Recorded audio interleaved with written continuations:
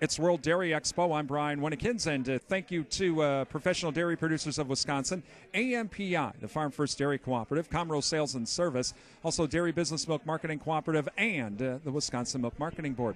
Joining me right now, James Robson, CEO of the Wisconsin Milk Marketing Board. And James, pretty good year so far for the dairy industry in Wisconsin. One thing the Milk Marketing Board has to be pretty pleased with is the increase in milk production in Wisconsin.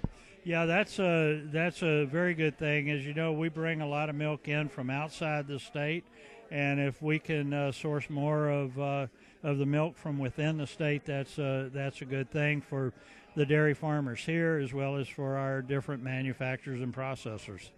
Let's talk a little bit about exports first. I know the markets have been down, but exports seem to be, at least for Wisconsin products, seem to be holding. Yeah, the changes in export are driven primarily by Asia. A lot of the people here in Wisconsin that export do so to non-Asian countries. Mexico is still our biggest trading partner for cheese, and that market continues to be strong. And we jokingly talk about how a big export market for us might be Florida or California, but 90% of Wisconsin's cheeses leave the state, and that still continues to be great business for us. With those, you mentioned Florida and California, but let's go California first. Does the Milk Marketing Board promote Wisconsin cheese in California, even though they claim to have happier cows than us? Oh, yeah. In fact, I have a regional marketing manager that lives in Palo Alto, California. So he really enjoys his job, works with retailers and food service operators in California. There's a lot of pizzerias and sandwich shops as well as major retailers. The biggest retailer out there is Safeway, and they're a major partner of ours. So California is a great market for a lot of our companies. Talking with James Robson, CEO of the Wisconsin Milk Marketing Board.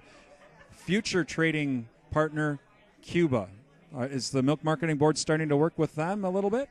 Well, we really don't do any direct work as far as with export. But a number of the Wisconsin companies here have partnerships in South Florida with distributors that go to the Caribbean. The infrastructure is already there. I know of things that people are doing in the Cayman Islands, in the Bahamas, in South America. And some of those companies are already starting to put programs together with their distributors and brokers to go to Cuba. Finally, before we let you go, the big news recently: McDonald's switching to using butter. That's a huge deal. Yeah, the butter category's been doing quite well the last couple of years. Part of the reason for that has been that a lot of research funded by dairy farmers has finally gotten attention where milk fat, butter fat is not the bad guy that it was often reported to be. We're seeing increases in sales of whole milk and a little bit of drop in skim milk. And that's because people know that the whole milk has that creamier, tastier product. And I think butter is going to really benefit from this change at McDonald's. This looks like some great potential in the future here for the dairy industry in Wisconsin. James, thanks for joining us. Oh, thanks for having me. James Robson, CEO of the Wisconsin Milk Marketing Board. From World Dairy Expo, I'm Brian Winnekins.